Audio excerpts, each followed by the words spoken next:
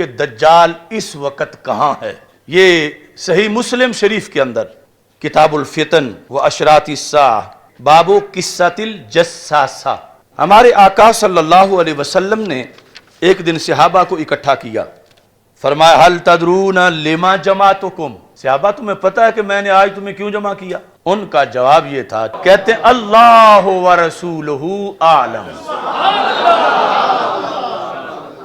اللہ جانے اور اللہ کے رسول صلی اللہ علیہ وسلم جانے، یعنی بہتر اللہ اور اللہ کے رسول علیہ السلام جانے۔ فرمایا انی واللہ ما جمعتکم لرغبت ولا رہبہ، یعنی عجیب وجہ بیان کی، یہ سارے اجتماعات میں سے منفرد اجتماع تھا۔ سرکار فرماتے ہیں آج میں نے نہ تمہیں رغبہ کے لیے بلایا ہے نہ رہبہ کے لیے بلایا۔ ثم قال، پھر رسول پاک صلی اللہ علیہ وسلم نے فرمایا لیکن جمعتکم، لیکن میں نے آج تمہیں جمع کیا ہے دجال کے موضوع پہ بات کرنے کے لیے۔ جس دن یہ گفتگو ہوئی اس سے پہلے بھی رسول پاک صلی اللہ علیہ وسلم کئی بار دجال پر گفتگو کر چکے تھے، لیکن آج ایک عینی گواہ ملا، عینی چشمدید آئی وٹنس جو دیکھ کے آیا تھا، اور جب دیکھ رہا تھا تو اس وقت نصرانی تھا، اب آ کے صحابی بن چکا تھا، اور اس نے جو کچھ بتایا سرکار نے پھر اپنی زبان سے مجمع کو سنایا،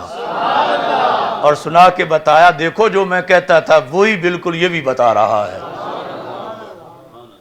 تو حضرت تمیم داری رضی اللہ تعالی عنہ، سرکار نے فرمایا ان کا خود تعارف کرواتے ہوئے، فرمایا کان رجلا نصرانیا، وہ کرسچن بندہ تھا، فجا، وہ آیا ہے، واسلم، اور اس نے اسلام قبول کر لیا ہے، وحدثنی حدیثا وافق الذی کنت احدثکم بہ عن المسیح الدجال، اس نے مجھے وہی بات بتائی ہے کنت احدثکم بہ جو میں تمہیں بتایا کرتا تھا، یعنی پاسٹ کانٹینیو، ماضی استمراری، بار بار جو میں تمہیں بتایا کرتا تھا اس نے وہی بات آ کر مجھے بتائی ہے۔ کس کے بارے میں؟ مسیح دجال کے بارے میں، کہ تمیم داری کہتے ہیں انہ راکب فی سفینۃ بحریہ، وہ ایک بحری جہاز میں، اس جہاز میں وہ بیٹھے تھے، ما ثلاثین رجلا من لخم، اور 7 لخم قبیلے کے 30 بندے تھے، وہ جزام، اور جزام قبیلے کے، یہ خود ہیں حضرت تمیم داری رضی اللہ تعالیٰ عنہ، اور 30 اور بندے بھی ہیں، ان کی بھی ملاقات دجال سے ہوگی، اور یہ جو 30 ہیں یہ لخم اور جزام کے ہیں۔ فلائبا بہم الموج شہرا فی البحر، دوران سفر رستہ بھول گئے، یا اتنی طغیانی تیز تھی کہ اس جہاز کو کنٹرول کرنا یا اپنے راہ پہ رکھنا ان کے بس میں نہ رہا، اور کہیں سے کہیں پہنچ گیا، 1 مہینہ یہ اسی میں موجود رہے، یعنی کوئی جو بھی انہوں نے سامان کھانے کا رکھا ہوا تھا اس میں، مہینہ تک انہیں پتہ ہی نہیں چلتا تھا کہ ہم نے جانا کس طرف ہے، یعنی اتنا دور پانیوں میں وہ جہاز ان کو لے کے چلتا پھرتا رہا۔ بالآخر مہینے کے بعد ایک جزیرے کے پاس ان کا جہاز پہنچا، یعنی جہاں سمندر کے اندر تھوڑی سی انہیں خشک جگہ نظر آئی، فَأَرْفَوْا إِلَى جَزِيرَةٍ حِينَ تَغْرُبُ الشَّمْسِ، سورج غروب ہونے کا وقت تھا، اور یہ مہینہ اپنے وطن سے دور اس جزیرے کے پاس یہ پہنچے، اور یہ گفتگو سرکار صحابہ کے سامنے فرما رہے ہیں، یعنی ہمارے لیے اس لیے اس کا ایک حرف قطعی ہے کہ رسول پاک صلی اللہ علیہ وسلم نے اس کو خود بیان کیا، ہم نے تو سرکار کے لفظوں کو دیکھنا ہے۔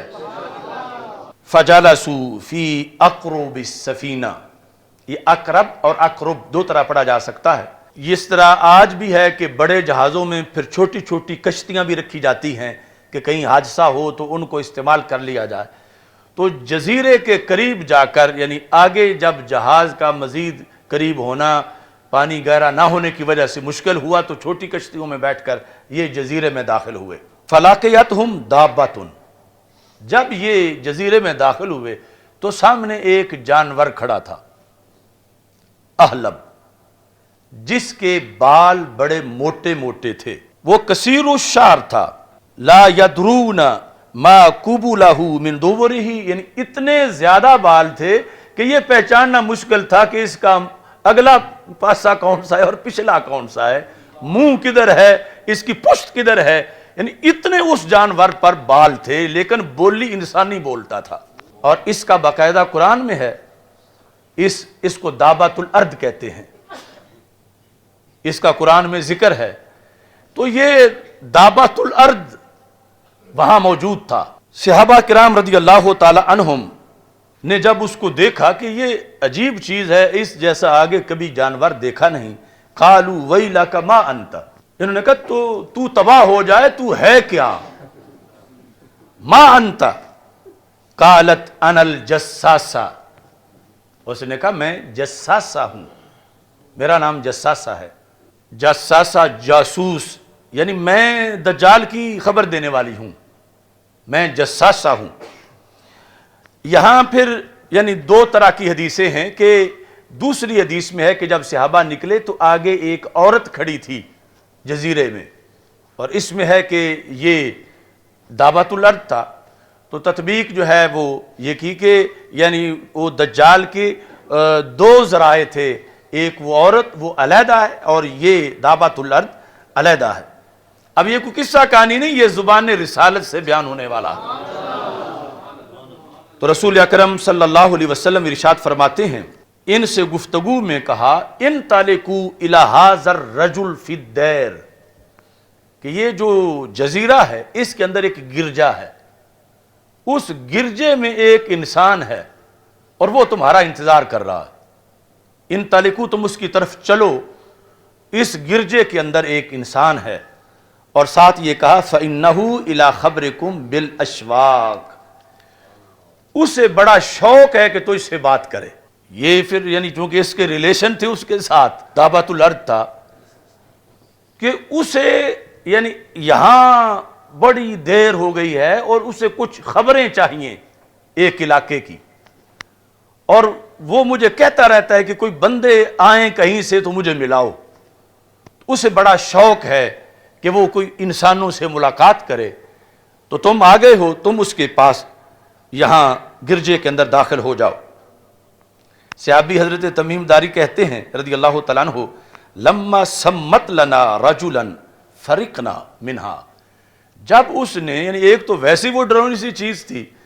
اور بولی انسانی تھی، اور جب اس نے آگے یہ کہا کہ گرجے میں ایک بیٹھا ہوا ہے اور وہ تمہیں ملنا چاہتا ہے، تو ہمیں اس سے ڈر آیا، یہ جو خبر دینے والا جانور تھا، کہتے ہیں فرقنا منہا، ہم اس سے ڈر گئے، ان تکون شیطانہ، کہ کہیں یہ جن نہ ہو، شیطانہ کا اطلاق مؤنث جن پر، کہ یہ جو جانور ہمیں نظر آ رہا ہے یہ کوئی جن ہے، یعنی اس طرح کی عجیب و غریب یہ باتیں کر رہا ہے کہ انہیں ہمارا شوق ہے اس کو اور ادھر جا کے ملو۔ فانطلقنا سراعا، تو ہم نے یعنی جلدی جلدی اسے چھوڑا کہ یہ پتہ نہیں کیا مصیبت ہے، ہم ادھر جاتے ہیں جہاں کوئی انسان ہے اندر گرجے میں۔ حتی دخلنا الدیر، یہاں تک کہ ہم اس گرجے میں داخل ہو گئے۔ فَإِذًا فِيهِ أَعْظَمُ إِنسان رَأَيْنَاهُ، ہم نے آج تک اتنے بڑے جثے والا انسان نہیں دیکھا تھا جتنا اس جزیرے کے اس گرجے کے اندر تھا، جس جزیرے میں ہم مہینہ سفر کرنے کے بعد پہنچے تھے اور ہمیں پتہ نہیں تھا کہ محل وقوع کیا ہے، اتنا بڑا اس کا جثہ تھا۔ اور پھر یہ ذہن میں رکھو کہ یہ سب کچھ سرکار صلی اللہ علیہ وسلم صحابہ کے سامنے بیان کر رہے ہیں۔ اس کا جسم مضبوط بھی بڑا تھا، اس حالت میں تھا یعنی آزاد نہیں تھا، وہاں پر جکڑا ہوا تھا، مجموعہ مجموعتن یدہ الی عنقہ، اس کے یہ جو ہاتھ ہیں گردن پر پیچھے باندھے ہوئے تھے، ما بین رکبتیہ الی کعبیہ بالحدید، اس کے گھٹنوں سے لے کر ٹخنوں تک ساری اس کی جو پنڈلیاں تھیں وہ بیڑیوں سے بھری ہوئی تھیں، یعنی صرف ایک بیڑی سے نہیں ڈالی گئی تھی، بہت طاقتور تھا، اور اس کو گھٹنوں سے لے کر ٹخنوں تک لوہے کی زنجیروں میں جکڑا ہوا تھا، اور اس کے ہاتھ جو ہیں وہ بھی گردن پر باندھے ہوئے تھے۔ فقال اخبرونی عن نخل بیسان، پھر ان سے گفتگو جب شروع ہوئی تو یہ پھر جا کے انہوں نے کہا تو کیا بڑا ہے، تو اپنا کوئی تعارف کروا۔ تو اس نے یہ کہا مجھے چھوڑو، مجھے کچھ سوالوں کے جواب دو۔ اس نے پھر 4 سوال کیے، حضرت تمیم داری رضی اللہ تعالیٰ عنہ نے وہ چاروں سوال رسول پاک صلی اللہ علیہ وسلم کے سامنے بیان کیے۔ اس طرح ذکر ہے، کہتے ہیں قلنا ویلک ما انت، ہم نے اسے کہا تو تباہ ہو جائے، تو کون ہے، یعنی جیسے پہلے وہ دابا کو کہا تھا، ویلک ما انت قال قد قدرتم علی خبری، اس نے کہا یہاں تو کوئی آ ہی نہیں سکتا، آ گئے ہو تو میری بات کا جواب دو، مجھ سے نہ پوچھو۔ قد قدرتم علی خبری یعنی مجھ سے مل لینا یہ کوئی آسان بات نہیں ہے۔ فاخبرونی ما انتم، تم بتاؤ تم کون ہو۔ دجال نے آگے سے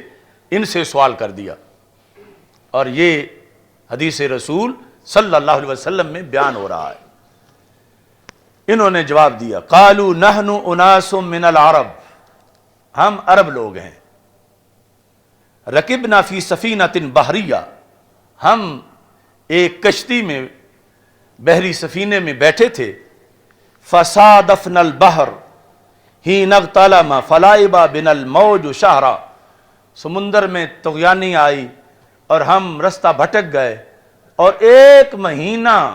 موجیں ہمیں چکر دیتی رہیں، اور اس کے بعد ہم اس جزیرے کے پاس پہنچے۔ فقال، اس نے کہا چلو مجھے بتاؤ، یہ پہلا سوال ہے، اخبرونی عن نخل بیسان، مجھے بیسان جگہ میں جو کھجوروں کے باغات ہیں ان کے بارے میں خبر دو۔ اب یہ سارے سوالات جو ہیں یہ سرزمین فلسطین کے بارے میں ہیں، یعنی چونکہ پرانا جو جغرافیہ تھا، شام کا اطلاق اردن اور یہ جو فلسطین، لبنان، اس پورے ایریے پہ ہوتا تھا، تو اس ایریے کے لحاظ سے سوالات تھے، اور پھر خصوصی طور پر رسول پاک صلی اللہ علیہ وسلم کے لحاظ سے اس کا سوال تھا۔ اس نے کہا بیسان کے بارے میں مجھے بتاؤ، یعنی یہ آج جغرافیے میں باقاعدہ یہ جگہ نامزد ہے، پہچانی جاتی ہے، میرے پاس اس کی تصویر بھی ہے، اور عربی جو اس وقت کے عرب ہیں انہوں نے کتابوں میں وہ تصویر چھاپی ہوئی ہے کہ یہ پوچھا تھا دجال نے اس وقت حضرت تمیم داری رضی اللہ تعالیٰ عنہ سے، بیسان، یہ لفظ آپ بھی پکا لیں سین کے ساتھ، بیسان کے بارے میں بتاؤ مجھے۔ اس سے کہا بیسان کے بارے میں تم کیا پوچھنا چاہتے ہو، یعنی بیسان کے بارے میں سوال کے کئی مطلب ہو سکتے ہیں، تم کو کیا چیز تمہیں مطلوب ہے کہ بیسان کا ہم کیا بتائیں تجھے، مجھے یہ بتاؤ، حل تثمر، کیا وہاں کھجوریں پھل دے رہی ہیں؟ بیسان کے باغ کے جو کھجوریں ہیں مجھے یہ مطلوب ہے کہ کیا وہ پھل دے رہی ہیں؟ قلنا نعم، تو ہم نے کہا ہاں ان کو پھل ہے، یعنی ہم جانتے ہیں اس علاقے کو، وہ کھجوریں پھل دے رہی ہیں۔ قال، اب اس نے اس پر تبصرہ کیا، کہتا ہے تبصرے کے اندر انہا توشکو اللہ تثمرا، قریبی وہ وقت آئے گا وہ کھجوریں پھل دینا بند کر دیں۔ یہ جو سوال ہے اصل میں وہ جکڑا ہوا اپنے لیے کہ میں نکلنے کا وقت جو اسے معلوم تھا، ان میں سے ایک نشانی یہ تھی کہ جب بیسان کے کھجور کے درخت بانج ہو جائیں گے اور کھجوریں نہیں لگیں گی تو وہ میرے نکلنے کا وقت ہوگا کہ میں جزیرے سے اس جہاں باندھا ہوا ہوں میں یہاں سے نکل سکوں. تو مجھے کوئی پتہ نہیں, تو میں یعنی آپ سے پوچھنا چاہتا ہوں کہ آپ بیسان کے درختوں کے بارے یہ چیز بتائیں کہ وہ پھل دے رہے ہیں یا نہیں دے رہے. اگر اب تک دے رہے ہیں تو ابھی میرے نکلنے کا وقت نہیں, جب نہیں دیں گے تو پھر میرے نکلنے کا وقت آ جائے گا. اخبرونی ان بحیرہ الطبریہ, مجھے بحیرہ طبریہ کے بارے میں بتاؤ. بحیرہ چھوٹا سمندر, طبریہ یعنی یہ اردن اور فلسطین کا جو جوڑ ہے اس کے قریب یہ ہے, یعنی یہ بھی اسی علاقے کا ایک حصہ ہے. چونکہ اردن اور فلسطین بالکل آپس میں قریب قریب ہیں, یعنی اردن کے کچھ علاقوں سے پہاڑیوں سے مسجد اقصیٰ کو دیکھا جا سکتا ہے. تو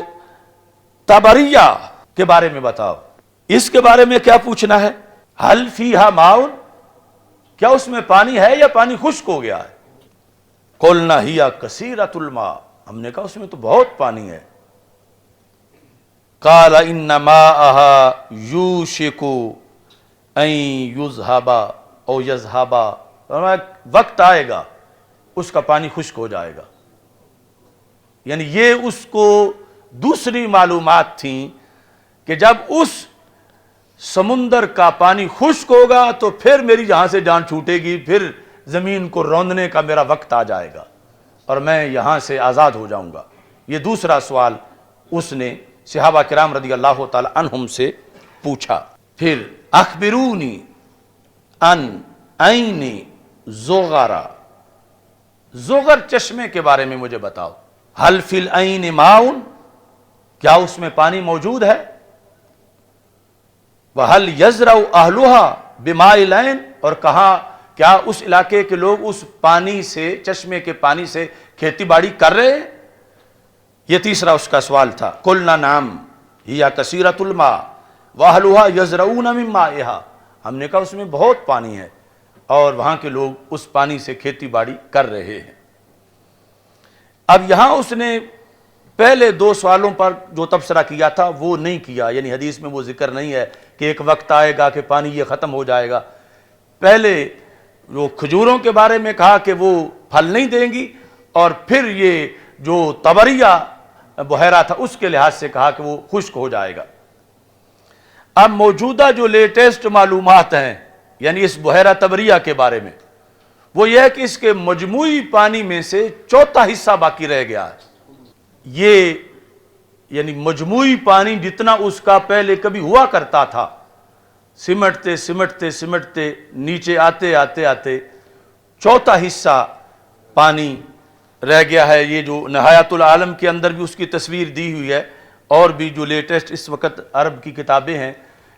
چونکہ وہ یعنی ایسا نہیں کہ کوئی زمین پہ نامعلوم جگہ ہو, یہ جو علامتوں والی ہے یہ معلوم جگہ ہیں, اور یہ بھی یعنی فلسطین کے ایریے کا وہ جو کھجوروں والا باغ ہے وہ بھی فلسطین کا, اور یہ بھی اس سے اٹیچ جگہ ہے. تیسرا زغر وہ بھی اسی علاقے کا ہے. اب چوتھا سوال, اخبرونی عن نبی الامیین, نبی الامیین, امیوں کے نبی کی مجھے خبر دو. ایک تھا نا نبی امی کی, امی کو نبی کی صفت بنایا جائے, اس نے کہا امیین کے نبی, یعنی عربوں کے جو نبی ہیں صلی اللہ علیہ وسلم ان کے بارے میں تم مجھے خبر دو. ما فعل, کیا بنا ان کا, کیسی رہی نبوت ان کی, یعنی ما فعل انہوں نے کیسے اپنی نبوت کا نظام چلایا. تو کہتے ہیں کہ قلنا, ہم نے کہا قد خرج من مکہ ونزل بیثرب, کہ مکہ مکرمہ سے تو وہ نکل آئے ہیں, ہجرت کر لیا انہوں نے,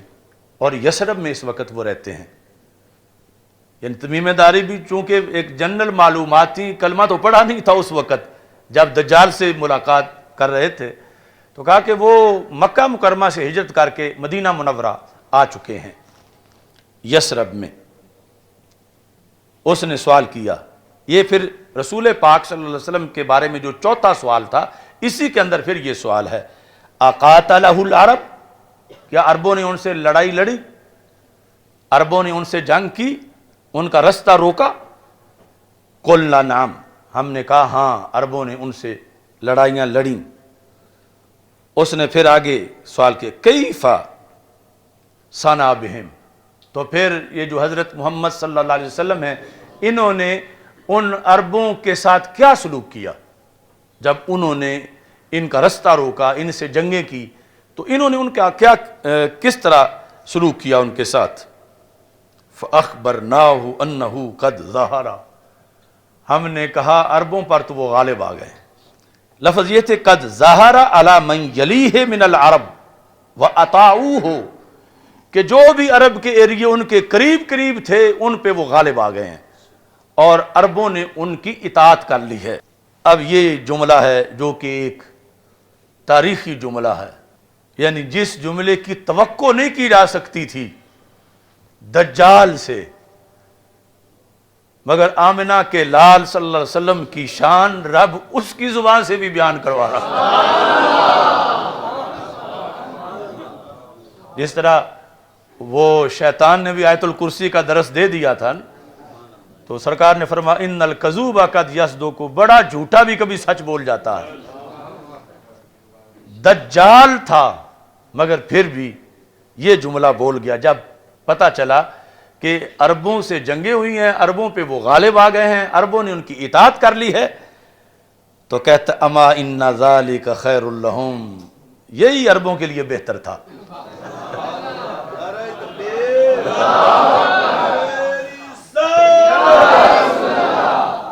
ان ذالک خیر لہم ان یطیعوہ، کہتا ہے ورنہ ان سب کا بھٹتا ہو جانا تھا اگر اطاعت نہ کرتے، تو یہ ان کے لیے بہتر تھا کہ انہوں نے اطاعت کر لی ہے۔ اور ویسے بھی یعنی جو ویسے کامیابی ہے آخرت کے لحاظ سے وہ بھی یحتمل انہ من باب الصرف صرفہ اللہ تعالی عن الطعن فیہ والتکبر علیہ کالمغلوب علیہ والماخوذ علیہ فلا یستطیع ان یتکلم بغیرہ تائیدا لنبیہ صلی اللہ علیہ وسلم۔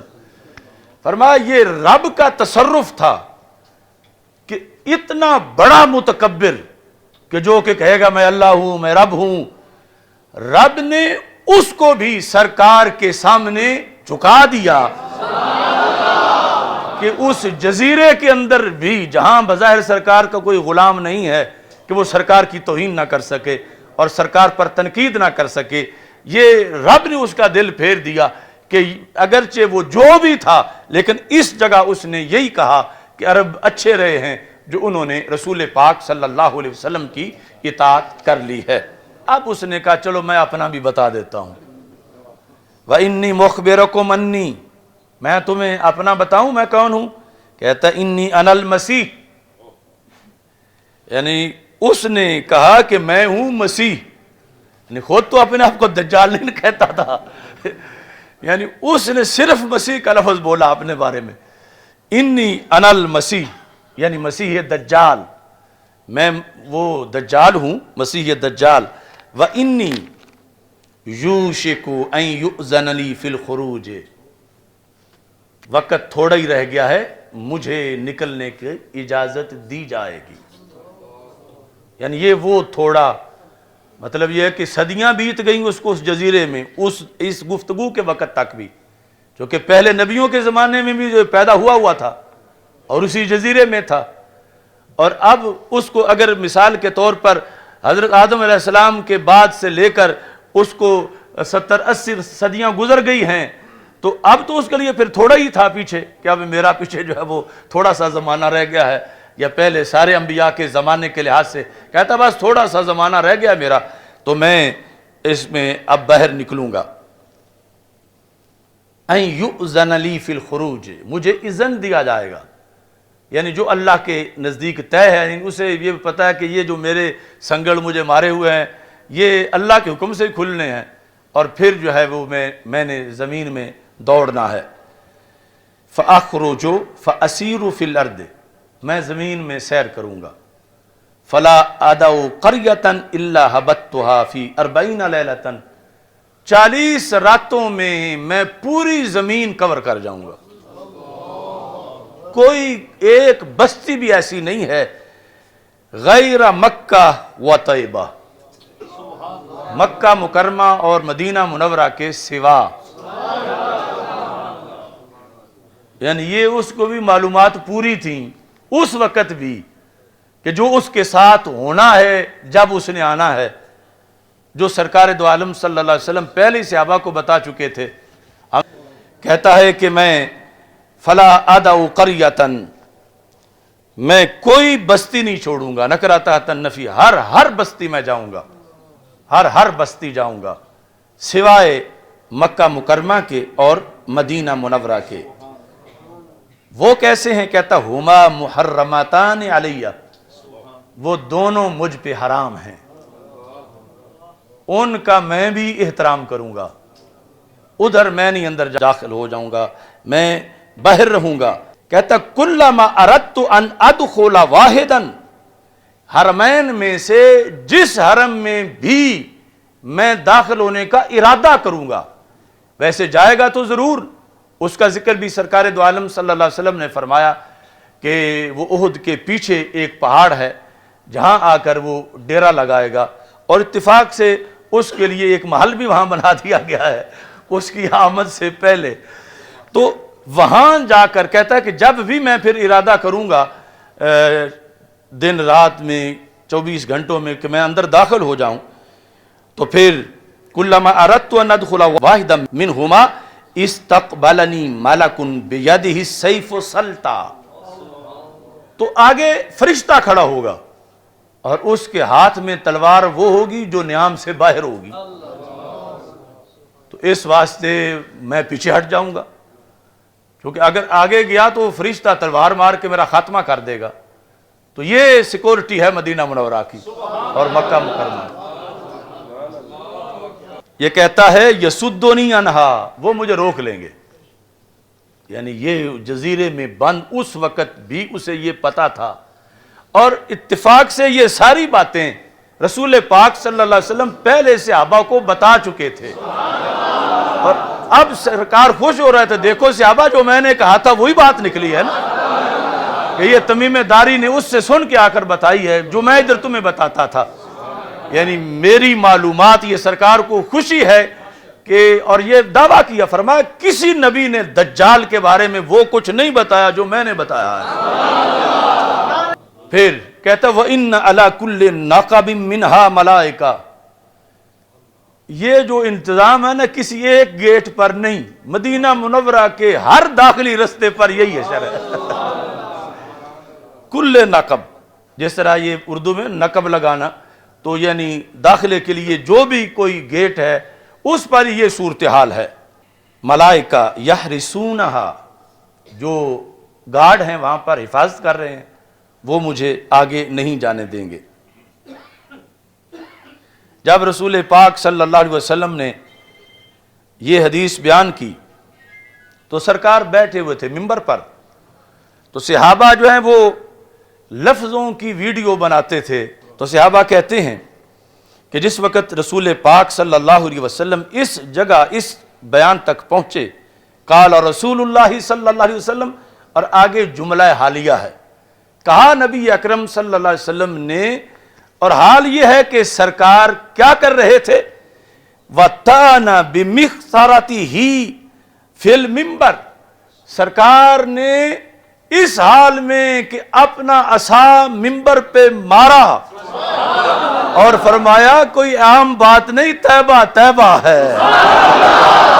اب جس وقت یہاں پہنچے فقالا، تو رسول پاک صلی اللہ علیہ وسلم نے فرمایا الا هل كنت حدثتكم،